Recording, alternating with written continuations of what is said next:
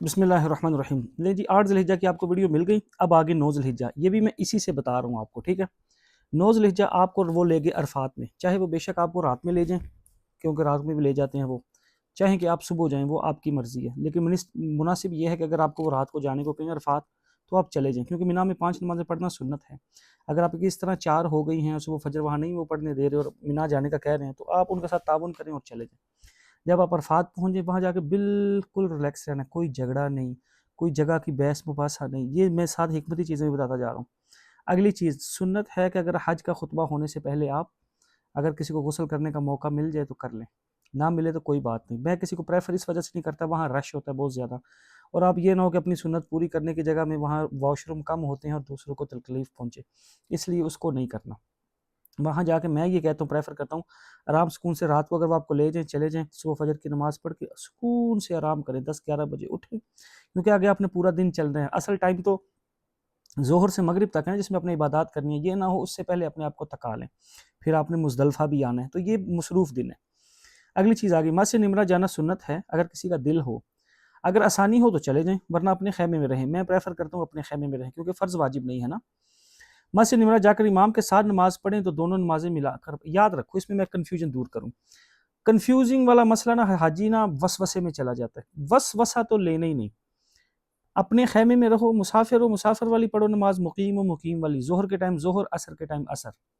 اگر کسی کو جذبہ شوق چڑھا ہوا ہے میں نے مسجد نمرہ جانا ہے، سو بسم اللہ جائیں بھائی، صبح جانا پڑے گا اور وہاں جا کے ویٹ کرنا پڑے گا، پھر وضو مطلب مشکل ہے، سادے لفظوں میں اگر امام حج کے پیچھے نماز پڑھو جیسے وہ پڑھا دیں پڑھو، اس میں 2-3 رائے ملتی ہیں، اگر مسافر امام مقام مسافر ہے تو یہ کر لیں، مقیم ہے تو یہ کر لیں، 2 اپنی پڑھ کے پیچھے اٹھ کے باقی کی پوری کر لیں، جس نے جس رائے پہ عمل کرنا کریں۔ میں یہ کہتا ہوں، میری کوئی حیثیت نہیں ہے لیکن میں مثال دے رہا ہوں، اگر تو یہ شوق ہے ہی کہ مسجد نمرہ جا کے ہی امام کے پیچھے نماز پڑھنی ہے، پھر وہ جیسے پڑھائیں ویسے پڑھ دو، دونوں ملا کے اور دونوں قصر، چاہے مسافر ہو یا مقیم ہو۔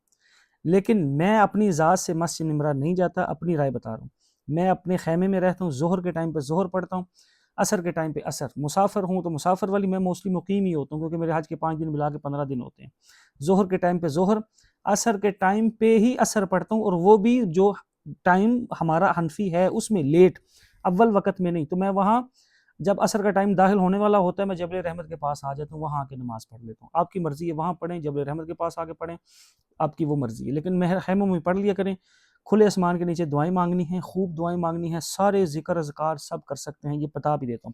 ظہر مغرب تک وقوف عرفہ کا وقت ہے، اس وقت سب سے زیادہ دعائیں مانگیں، نبی صلی اللہ علیہ وسلم نے بھی سب سے زیادہ دعائیں مانگی تھی۔ دعا میں پوری امت محمدیہ کے لیے بھی دعائیں کریں جیسے ہمارے نبی نے کی تھی، جیسے ہمارے آخری نبی صلی اللہ علیہ وسلم نے، اور وقوف میں ہاتھ اٹھا کر ثنا، درود شریف، استغفار، جو بھی لوگ کہتے ہیں کوئی اسپیسیفک دعائیں ہیں، کوئی اسپیسیفک دعائیں نہیں، اپنی زبان میں مانگو۔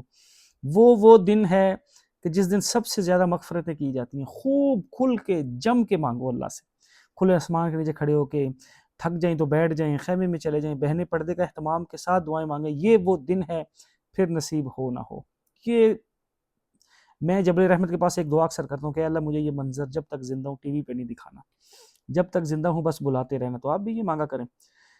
اور جبل رحمت کے پاس جانا افضلیت رکھتا ہے، اس کے اوپر چڑھنا جو ہے بدعت ہے، وہ نہیں کرنا، ٹھیک ہے۔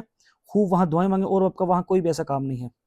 ایسے آگے نیچے لکھا اگر سہولت میسر ہو تو دوسروں کو تکلیف نہ پہنچے تو میدان عرفات میں جبل رحمت کے قریب جا کر وقوف کرنا افضلیت کا باعث ہے، بالکل ٹھیک ہے۔ اچھا، بعض نواقف لوگ جیسے آپ کو اوپر چڑھتے وہ نہیں کرنا، مغرب سے پہلے عرفات نہیں چھوڑنا، یہ بھی چیز یاد رکھنا۔ 2 کام میں انتظامیہ کی ماننی ہے باتیں، 2 نہیں ماننی۔ ماننے والی کیا ہے، اگر آپ کو اپنے ہوٹل سے رات کو لے جانے کو کہیں 8 ذی الحجہ کوئی چلے جاؤ، وہاں سے بھی رات کو عرفات آنے کو کہیں چلے جاؤ، عرفات مغرب سے پہلے نہیں چھوڑنا، اور کنکری ظہر 10 والی تو پہلے ہو سکتی ہے نا، صبح اس کا اشراق سے لے کے اگلی فجر تک ٹائم ہے، ہاں ظہر سے پہلے تک کرنا افضلیت رکھتا ہے۔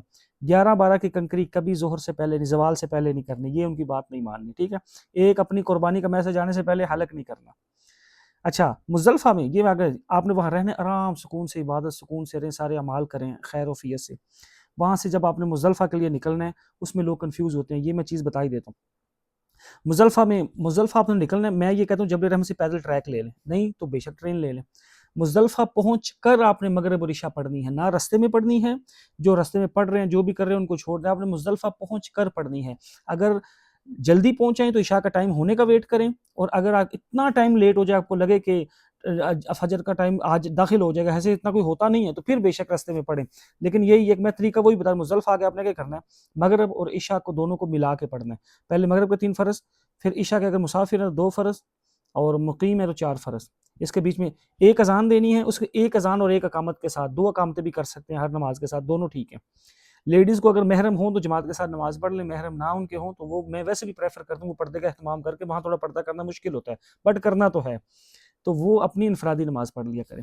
اس کے بعد اس کے بیچ میں کوئی سنتیں وغیرہ نہیں پڑھنی، بعد میں مغرب کی 2 سنتیں، پھر عشاء کی 2 سنتیں اور 3 وتر، اور پھر سونے۔ آپ صلی اللہ علیہ وسلم نے اس دن آرام فرمایا تھا، اور کوئی کام نہیں کرنا۔ کنکریاں وہیں سے اپنی سطر اٹھا لینی، میں کہتا ہوں 100 کے قریب اٹھایا کرو، ادھر سے کنکری اٹھانا جو ہے وہ مسنون ہے، تو یہ کنکریاں وغیرہ ساری وہاں سے لینی، اور اس رات سونا ہے۔ آپ صلی اللہ علیہ وسلم بھی اس رات سوئے تھے، ٹھیک ہے۔ صبح جلدی اٹھ کے وضو کر کے اول وقت میں آپ نے فجر پڑھنی ہے، اس کے بعد آپ نے پھر وقوف کرنا ہے، وہاں کا وقوف اس ٹائم کا ہے۔ یاد رکھو مینا میں رات، مزدلفہ میں رات گزارنا سنت ہے، وقوف کا ٹائم جو واجب ہے نا، پہلا واجب شروع ہوتا ہے وہ فجر کا ٹائم داخل ہونے سے لے کے اور اشراق تک ہے، اس کے بیچ میں اپنی نماز پڑھ کے 1 سیکنڈ بھی ٹھہر کے تو وقوف ہو گیا۔ اب اس کے ذرا مسئلے بتا دوں، یہ اسی کے محاسبہ بھی ساتھ بتانے لگوں۔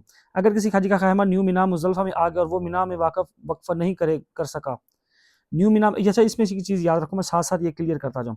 اگر آپ کا خیمہ مزدلفہ میں ہے تو بے شک آپ مزدلفہ خیمے میں جا کے بھی قیام کر سکتے ہیں، افضل ہے کہ باہر ہی رہیں، اندر نہ جائیں، ٹھیک ہے۔ اگر کوئی حاجی جبل رحمت اگر کوئی حاجی جبل رحمت کے پاس جا کر دعا نہیں کر سکا، کوئی بات نہیں۔ اگر کوئی حاجی وقوف عرفہ میں غروب آفتاب سے پہلے کوئی نہیں نکلتا، اگر کوئی حاجی مزدلفہ دیر سے پہنچا، کوئی بات نہیں۔ اگر کوئی حاجی مزدلفہ صبح صادق کے بعد پہنچا، کوئی خرچ نہیں، صبح صادق تو ہوگی نا، وقوف کا ٹائم تو وہی ہے، بلا وجہ ایسا نہ کرے۔ اگر کوئی حاجی مزدلفہ طلوع آفتاب کے بعد پہنچا، واجب چھوٹنے کی وجہ سے دم آئے گا، کیونکہ ادھر پہنچنا لازم ہے اس ٹائم۔ اگر کوئی حاجی مزدلفہ رات کو آ گیا لیکن صبح صادق سے پہلے مزدلفہ کی حدود سے نکل گیا، یہ مسئلہ سمجھ جانا۔ اگر کوئی حاجی معذور ہو، اتنا ضعیف اور اس کو رش میں چلنے کی وجہ سے انتہائی مشکل درپیش ہوگی، تو اس صورت میں دم نہیں آئے گا۔ لیکن یہ کھانسی، نزلہ، زکام، تھکاوٹ، اس وجہ سے اگر کسی نے مزدلفہ کا وقوف نہ کیا، موسٹلی یہ پرائیویٹ والے کرواتے ہیں، تو پھر ان پہ دم آئے گا۔ مزدلفہ کا وقوف نہیں چھوڑنا۔ اس کا ٹائم کیا بتایا آپ کو، فجر کا ٹائم داخل ہونے سے لے کے اشراق تک، یہ آپ نے وہاں نہیں ٹھہرنا ہے۔ اگر کسی حاجی کا خیمہ نیو مینا مزدلفہ میں ہو اور وہ وقوف مزدلفہ اپنے خیمے میں کر لے، کوئی حرج نہیں، لیکن بہتر ہے وہ کھلے آسمان کے نیچے کرے۔ اگر کسی حاجی نے مزدلفہ سے کنکریاں نہیں اٹھائیں یا کم ہو گئے، کچھ لوگ ایسا سوال کرتے ہیں کنکریاں پاکستان سے لے کے جائیں، کہاں سے لیں؟ یہ وہ مزدلفہ سے اٹھانی ہے، مزدلفہ سے ہی رکھنی ہے، یہ سنت ہے۔ اگر کسی کی کوئی گم گئی ہے، گر گئی ہیں، کچھ بھی ہیں، تو اپنے دوسرے حاجی سے لے سکتے ہو۔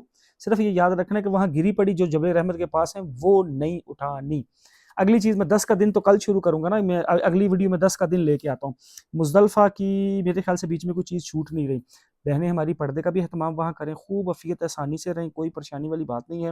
اب تو مزدلفہ بہترین بن گیا ہوا ہے الحمدللہ، بڑی خیر و عافیت سے ہو جاتا ہے۔ انٹرسٹ میں یاد رکھنا ہے کہ بلڈنگ ہے تو بڑی سی، میں نے ایک ویڈیو میں بتایا بھی ہوا، جہاں وہ بورڈ بھی لگے ہوئے ہیں، تو آپ نے مڈ میں جا کے ٹھہرنا ہے، ٹھیک ہے۔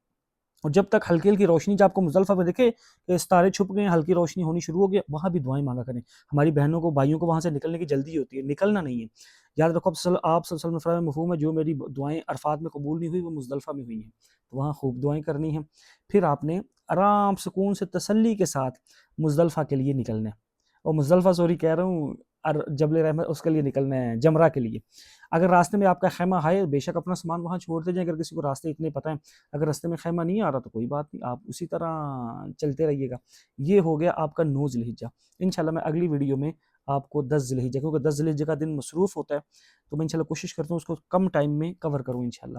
تو اسی ریلیٹڈ اگر کسی کا کوئی کویشچن ہوا 9 ذی الحجہ کے ریلیٹڈ تو وہ کر لیجیے گا، انشاءاللہ ان کا آنسر دے دیا جائے گا۔ اب ملتے ہیں آپ کو 10 ذی الحجہ کی ویڈیو میں۔